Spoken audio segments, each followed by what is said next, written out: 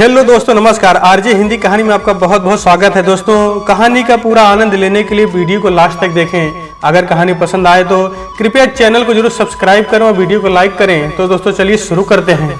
दोपहर के 2 बज गए थे। रोशन के स्कूल से आने का समय हो रहा था। झट से हाथ धोकर रसोई घर में चूल्हा जलाकर तवा रख दिया और उसके आने की राह देखने लगी। रोशन को सीधे तवे से उतरी खाने में जो मजा आता था, उससे भी ज्यादा मुझे उसको खिलाने में आता था। बाहर आंगन का दरवाजा खुलने की आवाज आई। उठकर देखा तो रोशन के बापू भी खेतों से आ गए थे। कुएं से पानी खींचकर हाथ मुंह धोकर आंगन में पड़ी चारपाई पर बैठ गए। आ गया हूँ माया, खाना परोस दे, कहकर अपने आने का बता दिया। रोशन कहाँ है? उन्होंने पूछा। अभी तक नहीं आया, उसी की राह देख रही हूँ। चल मुझे दे दे खाना, फिर खेतों में जाना है। काफी काम छोड़कर आया हूँ, अभी लाती हूँ, कहकर रोटी बेलने लगी। आंखें अभी भी दरवाजे पर लगी थी। ऐसा पहले कभी नहीं हुआ था कि रोशन को स्कूल में लौटने से देरी हुई हो। अरे कितनी देर लगेगी? रजनीश की फिर से आवाज आई।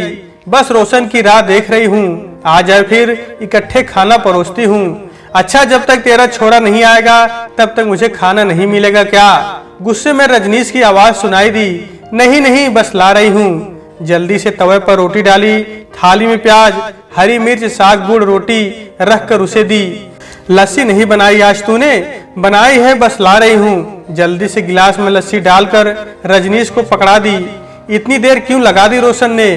खाना खाते हुए रजनीश ने पूछा। पता नहीं, मैं भी यही सोच रही हूँ। इतनी देर तो उसने कभी नहीं लगाई स्कूल से लौटने में। खाना खत्म करके रजनीश वहीं चारपाई पर लेटकर आराम करने लगा। मैं वहीं रसोई घर में बैठकर रोशन का इंतजार करने लगी। मन के घोड़े कभी यहाँ तो कभी वहां दौड़ने लगे। चारा काट दिया तूने?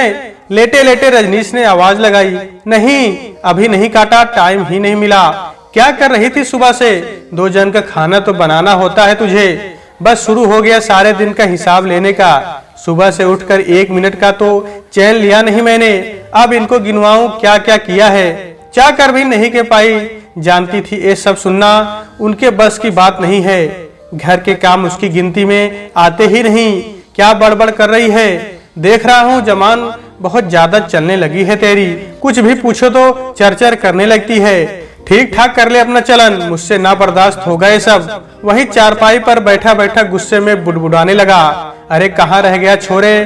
क्यों बापू से पिटने वाले काम करता है? मन को कहीं भी चैन नहीं पड़ रहा था। रसोई घर से उठकर चारा काटने चली गई। घास उठाकर मशीन में डालने लगी। खच खच करके चारा कटने लगा।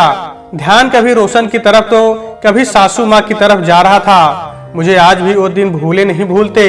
खेतों से लौटने पर खाना ना बना हो तो दोनों बाप बेटे का पारा 7वें आसमान पर पहुंच जाता था। सुबह 5 बजे हम दोनों उनके साथ खेतों पर चली जाती थी। रोशन अभी पैदा नहीं हुआ था, इसलिए सासू माँ मुझे अकेले घर पर नहीं छोड़ती थी। दोपहर तक हम दोनों भी खेतों में काम करती थी और 12 बजे घर वापस लौट आती थी। घर वापस आकर भी चैन नहीं मिलता था। घर के सारे अधूरे काम मुंह ताकने लगते थे। आटा देखा तो आटा खत्म। सासू माँ जल्दी से गेहूं निकालकर चक्की पर गेहूं पीसने लगी। माया जल्दी से तरकारी बनाकर मक्खन निकाल ले और छाछ में हींग का छौंक भी लगा दे बेटा, अभी दोनों आते होंगे। खाना तैयार नहीं मिला तो घर सिर पर उठा लेंगे। चिंता मत करो माँ, अभी सब कर लेती हूँ। फटाफट हाथ मुंह धोकर रसोई घर में पहुंच गई। सब्जी चढ़ाकर मक्खन निकालने लगी। छाछ निकालकर हींग का छौंक भी लगा दिया। बस सासू माँ गेहूं पीस दे तो आटा बनाकर रोटी भी सेक लूं। पर कहाँ, सोचने भर की देर थी। दोनों बाप बेटा घर पहुंच गए। कुएं में झट से बाल्टी डालकर पानी निकाल कर रख दिया। भागकर दोनों के गमछे भी उठा लाई। हाथ मुंह धोकर दोनों चारपाई पर बैठ गए। खाना लगा दे बहू, ससुर जी की आवाज आई। बस अभी लगाती हूँ, जरा सी देर है। क्यों जी? वो आटा खत्म हो गया था, सासू माँ पीस रही हैं। बाकी सब तैयार है, बस 5 मिनट में रोटी सेक देती हूँ। खेतों से वापस आकर क्या कर रही थी जो खाना तैयार नहीं हुआ? हमारे दिन भर के काम तो किसी को नजर नहीं आते। बस उस दिन खाना बनने में देरी होने की वजह से उन दोनों का गुस्सा इस हद तक पहुंच जाएगा, मैं सोच भी नहीं सकती थी। चक्की पर आटा पीसती सासू माँ को बापू ने इतनी जोर से लात मारी कि उनका सिर लकड़ी के हत्थे से जा टकराया। माथे से खून की धारा बह निकली। दुपट्टे से खून को साफ करती रही और आटा पीसती रही। किसी का दिल नहीं पिघला। आटे का रंग सफेद से लाल हो गया। किसी को कोई फर्क नहीं पड़ा। बस अब धीरे धीरे मैं भी इन सब बातों की आदी होती जा रही थी। सासू माँ के साथ साथ अब तो मेरा नंबर भी लग जाता था। जरा जरा सी बात पर रजनीश का हाथ मुझ पर उठ जाता था। दिन रात कुछ नहीं देखता था। पता नहीं दोनों बाप बेटे किस मिट्टी के बने हुए हैं। माया एक गिलास पानी पिला दे, पर अपनी ही धुन में चारा काटती मुझे उनकी आवाज सुनाई नहीं दी। अरे सुनती नहीं, कहाँ मर गई? एक गिलास पानी पिला दे। अरे कहाँ है? सुनाई नहीं दे रहा है। खस्म तो तेरा यहाँ पर है। किसके सपने देख रही है दिन में? मैं आऊं कि पानी ला रही है? गुस्से में ऊंची आवाज करके रजनीश बोला। अचानक उसकी आवाज कानों में सुनाई दी। घबरा कर भाग कर उसके पास गई। क्या चाहिए? पीछे थी, सोचा चारा काट लूं जब तक रोशन नहीं आ जाता। आपकी आवाज सुनाई नहीं दी। हाँ हाँ, क्यों सुनाई देगी मेरी आवाज? ध्यान तो सारा दिन कहीं और लगा रहता है। क्या चाहिए बोलो, पानी पिला दे। और क्या चाहिए तुझसे? अभी लाती हूँ। मटके से पानी निकाल कर उसे दे दिया। और कुछ चाहिए तो पीछे हूँ। हाँ हाँ ठीक है, बस थोड़ी देर में जा रहा हूँ। खच खच खच चारे के कटने की आवाज के साथ मेरा ध्यान बार बार रोशन की तरफ जा रहा था। कहाँ रह गया है छोरे? तूने तो कभी भी इतनी देर नहीं लगाई घर पहुंचने में। रजनीश को बोलने की उसकी हिम्मत नहीं हो रही थी कि जाकर पता लगाए छोरे का। रजनीश भी वापस खेतों में जाने के लिए उठ गया। जा रहा हूँ माया, दरवाजा बंद कर ले। पर सामने से आती हुई भीड़ को देखकर उसके पांव रुक गए। बाहर आकर देखने लगा क्या हो रहा है। गुस्से से भरे लोग घर के सामने आकर रुक गए। छोरा कहाँ है तेरा रजनीश? राजेश बोला। क्यों, क्या हुआ? स्कूल गया है और कहाँ? कौन सा स्कूल इस वक्त खुला है? अरे तो कहीं काम से रुक गया होगा। अरे बात क्या है, क्या हुआ है? क्या कर दिया मेरे छोरे ने? देख रजनीश, गोपाल की छोरी अब तक घर नहीं पहुंची। पूरे गांव में ढूंढ लिया, कहीं नहीं मिली। स्कूल भी देखा है। चौकीदार बोला दोनों इकट्ठे निकले हैं। अब बता कहाँ है दोनों?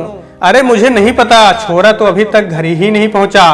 कैसे बताऊं कहाँ पर है? अरे ओ माया, कहाँ पर है? घर के अंदर से सबकी बातें सुन रही थी। रजनीश की आवाज से बाहर आई। ये क्या कह रहे हो? रोशन तो हर रोज छोरी को घर छोड़कर आता था। मेरा छोरा ऐसा कोई काम नहीं कर सकता। देख माया, अभी तक छोरी घर नहीं पहुंची। कोई ऊंच नीच ना हो जाए छोरी के साथ। सच में बता दे कहाँ है दोनों। सबके सामने अपमानित होते हुए रजनीश ने खींचकर एक जोरदार तमाचा मेरे गालों पर जड़ दिया। अपमान और बेबसी के आंसू मेरी आंखों से बह निकले। सब तेरा ही किया धरा है, वरना उसकी हिम्मत जो अपने ही गांव की छोरी पे हाथ डाल दे। क्यों नहीं संभाल कर रखा साले को? मिट्टी में मिला दिया पुरखों का नाम। औरत की इज्जत नहीं करनी सिखाई। वहीं जमीन पर बैठी घुटनों में मुंह को छुपाए सोच रही थी कि किस इज्जत की बात कर रहा है। जो उसने घर में देखा वही तो सीख रहा है। जो तुम आज मेरे साथ पूरे गांव के लोगों के सामने कर रहे हो, वो तो बचपन से ही ये सब हर रोज घर में देखा करता था। तुम क्या, तुम्हारे बापू भी यही करते थे। अपनी सास को इन्हीं आंखों से कितनी बार पीटते देखा है। आज किस इज्जत की बात कर रहा है? मुझे याद है वो दिन कैसे सासू माँ की उंगलियां चारे की मशीन से कट गई थी। सब किया धरा बापू का था, सिर पर उनके पल्लू ना था। गर्मी के दिन थे, उमस भरी दोपहरी में चारा काटते वक्त सिर से दुपट्टा उतार कर रख दिया था। बस बिना दुपट्टे के देखते ही खींचकर एक चाटा जड़ दिया था और उनका सीधा हाथ मशीन में चला गया। पूरी उंगलियां कट गई थी उनकी। आज भी उनकी चीखें मेरे कानों में गूंजती हैं। सारी गृहस्थी का काम मेरे कंधों पर आ गया था। ससुर जी की जगह अब रजनीश ने ले ली थी। बात बात पर गाली गलौज कर मारना पीटना अब रोज का काम हो गया था। तू भी तो अपने बापू की परछाई है। औरत को जूते की नोक पर रखते हो। आज गांव वालों के सामने औरत की इज्जत की बात कर रहा है। पर चाहकर भी मेरा मन नहीं मान रहा था कि मेरा छोरा ऐसा कोई काम करेगा। सारे गांव वाले झूठ बोल रहे हैं। जरूर उस छोरी ने ही कुछ गलत किया होगा। ना ना, ये क्या सोच रही हूँ? वो गांव की छोरी है, उसके बारे में एक औरत होकर एक कैसे सोच सकती हूँ। पर क्या करूँ, अपने बेटे पर भी पूरा भरोसा है। वो ऐसा कोई काम नहीं कर सकता। पक्का मन में विश्वास है वो ना करेगा ऐसा कोई काम। जरूर कोई और बात होगी। पहले मिल तो जाए दोनों। कहाँ पर हैं, कैसे हैं, कोई ना जाने। एक वो अपने घर से गायब है, दूसरा मेरा छोरा। नहीं नहीं, वो नहीं कर सकता ऐसा कोई काम। ये गांव के लोग सब झूठ बोल रहे हैं, मैं ना आऊंगी इनकी बातों में। रोशन के बापू, तू चाहे जितना पीट ले मुझे, पर मैं जानती हूँ मेरा बेटा ऐसा कोई काम नहीं कर सकता। अरे यूं इकट्ठा होने की जगह जाकर ढूंढो दोनों को। खड़ी होकर मैं सबसे हाथ जोड़कर विनती करने लगी। बच्चे जरूर किसी मुसीबत में होंगे, ढूंढो उनको, नहीं तो पुलिस में जाकर रिपोर्ट करवा दो, वो खुद उन्हें ढूंढ लेंगे। यहाँ पर पंचायत बिठाने से तो नहीं मिल सकते। अभी तो ये भी नहीं मालूम कि दोनों इकट्ठे भागे हैं। कहकर मैं सबकी ओर हाथ जोड़कर प्रार्थना करने लगी। अरे ढूंढो बच्चों को, उन्हें हमारी मदद की जरूरत होगी, वो जरूर किसी मुसीबत में होंगे। हाँ हाँ ढूंढ लेंगे, ज्यादा ज्ञान ना बिखेर। पूरे गांव में सिर्फ 2 जन ही गायब है, इकट्ठे नहीं भागे तो और क्या मतलब होगा। अजी ये जमाना ही बहुत खराब है, लड़के लड़कियों को एक साथ स्कूल में डालना ही नहीं चाहिए। पूरा समाज खराब करके रख दिया है इन अंग्रेजी वालों ने। भीड़ में से उठकर एक बोला, चलो भाइयों इनका पूरा घर छान लेते हैं। मेरे और रजनीश को धक्का मारते हुए सभी घर के अंदर आकर पूरा घर छानने लगे। अरे कोई सुई धागा तो नहीं है जो ऐसे सामान को उलट पलट करके देख रहे हो। अरे वो तो यहाँ भी नहीं मिले दोनों, अब कहीं और जाकर देखते हैं, कहीं तो छुपे हुए मिल ही जाएंगे। चलो भाइयों चलो। सारे गांव वाले एक एक करके हमारे घर से बाहर निकल गए। घर के अंदर आकर मैं भी रोशन के बापू को पुलिस के पास जाने के लिए कहने लगी, पर उसकी समझ में भी तो कुछ आए। हमारे घर से आज तक कोई भी पुलिस स्टेशन नहीं गया, पुरखों की इज्जत मिट्टी में मिल जाएगी, मैं ना जाऊंगा। अरे कैसा बाप है, अपने इकलौते बेटे की कोई फिक्र नहीं है। कुछ उल्टा सीधा हो गया ना तो फिर सारी जिंदगी रोता रहेगा। ठीक है मत जाओ, बैठे रहो यहीं और पुरखों की इज्जत को संभाल कर रख। मैं ही जाती हूँ थाने रिपोर्ट लिखवाने, बैठे रहो घर में और हुक्का फूंकते रहो। मैं सिर के पल्लू को ठीक करती हुई निकल पड़ी पुलिस स्टेशन के लिए। अरे रुक जा माया, क्यों मेरी इज्जत की ऐसी की तैसी करनी पे लगे हो तुम माँ और बेटे। अरे मेरा भी छोरा है, चिंता है मुझे उसकी, पर पूरे गांव के सामने अकेला पड़ गया था। देखो रोशन के बापू, पूरे गांव वालों के सामने तो मैं कुछ नहीं बोली, पर अंदर से सब समझू मेरा बेटा ऐसी कोई हरकत नहीं कर सकता। तुम्हें उस पर हो ना हो, पर मुझे पूरा भरोसा है। चल मान ली तेरी बात, पर स्कूल से सीधा घर क्यों नहीं आया? तेरे कहने पर साइकिल भी ले दी थी, अगर कहीं जाना भी था तो फोन तो कर सकता था मेरे को।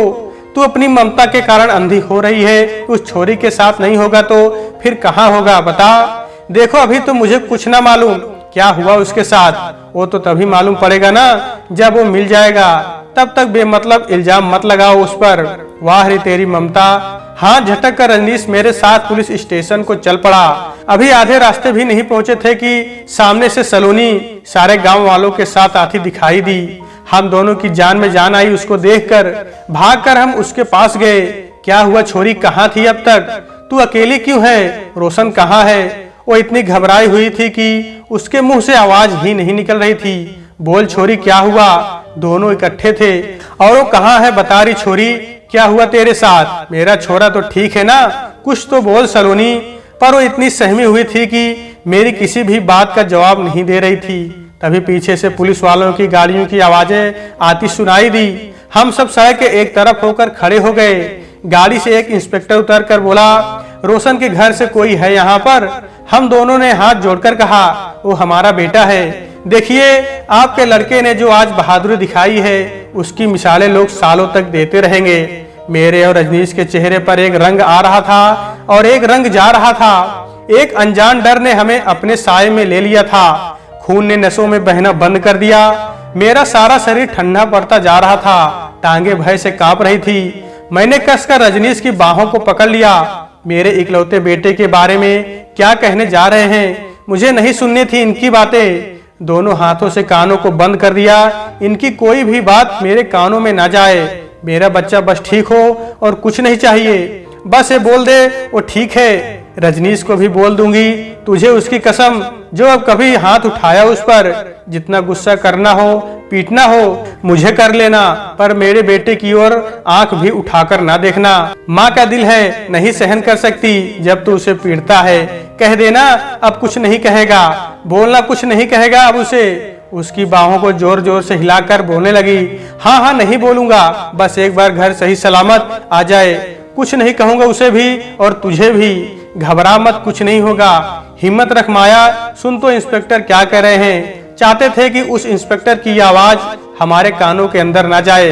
आज आपके बेटे ने गांव की लड़की की इज्जत बचाते हुए अपनी जान को दांव पर लगा दिया। चार गुंडों से अकेले ही भिड़ गया।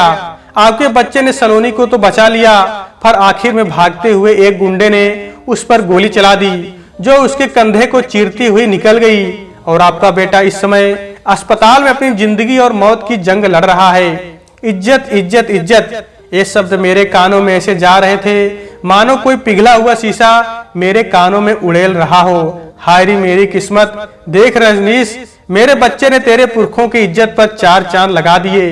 कहते हुए माया रजनीश की बाहों को पकड़कर रोए जा रही थी। रजनीश भी अपने बेटे के बारे में सोचकर सन्न-सा हो गया था और उसकी भी आंखें भीग गई थी। तुरंत माया, रजनीश और गांव वाले अस्पताल पहुंचे तो देखा रोशन को होश आ चुका था। रोशन को सही सलामत देखकर रजनीश ने माया को रोते हुए अपने सीने से लगा लिया, मानो उससे अपनी सारी गलतियों की माफी मांग रहा हो। तो दोस्तों, आज के वीडियो में बस इतना ही। कहानी आपको कैसी लगी कमेंट बॉक्स में जरूर बताइएगा। अगर कहानी पसंद आई है तो कृपया चैनल को जरूर सब्सक्राइब करें और वीडियो को लाइक करें। तो दोस्तों, आपसे फिर मिलते हैं अगले वीडियो में, तब तक के लिए नमस्कार।